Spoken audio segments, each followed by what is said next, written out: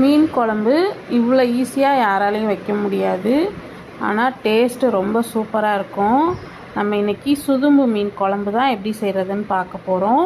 மாங்காய்லாம் போட்டு டேஸ்ட் ரொம்பவே சூப்பராக இருந்துச்சு. அதான் அவங்க கூட ஷேர் பண்ணிக்கலான்னு இந்த வீடியோ போட்டேன். இப்போது நம்ம கடாயில் நல்லெண்ணெய் ஒரு 3 டேபிள் ஸ்பூன் போட்டுக்கலாம். அது காஞ்சதும் 1 டீஸ்பூன் அளவுக்கு வெந்தயம், 1 டீஸ்பூன் சீரகம். இங்கே கருவேப்பிலை கிடைக்கல, இருந்தால் கருவேப்பிலை போட்டுக்கோங்க.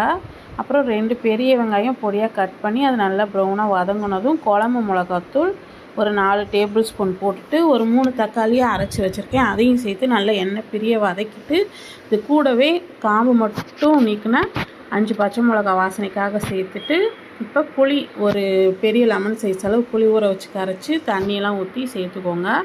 சேர்த்துட்டு குழம்பு ஒரு 10 நிமிஷம் நல்லா கொதித்து வந்ததும் ஒரு முழு மாங்காய் கட் பண்ணி வச்சுருக்கேன், அது கொட்டையை மட்டும் விட்டுட்டு மற்ற எல்லாத்தையும் கட் பண்ணி போட்டுட்டு அதுவும் நல்லா மாங்காய் 3/4 பாகம் நல்லா வெந்ததும் நம்ம 1 டீஸ்பூன் அளவுக்கு நாட்டு சக்கரை இல்லைன்னா ஒரு கட்டி வெல்லம் போட்டுட்டு நல்லா கொதி வந்ததும் இந்த மீன் போட்டு குழம்ப ரொம்ப கொதிக்க விடக்கூடாது. அப்படியே மீனை போட்டுட்டு குழம்பு நல்லா கொதிக்கும் போது மீனை போட்டுட்டு அப்படியே ஒரு கிளறிட்டு அடுப்பை ஆஃப் பண்ணிவிட்டு அப்படியே மூடி வச்சுருங்க. உடனே மீன் நல்லா வெந்து வந்துடும். நம்ம மூடி வச்சதுலேயே ஃபைனலாக கொஞ்சமாக நல்லெண்ணெய் ஊற்றிட்டு கொஞ்சம் 1 டீஸ்பூன் அளவுக்கு மிளகுத்தூள் போட்டு மூடி வச்சுருங்க. அவ்வளோதான்.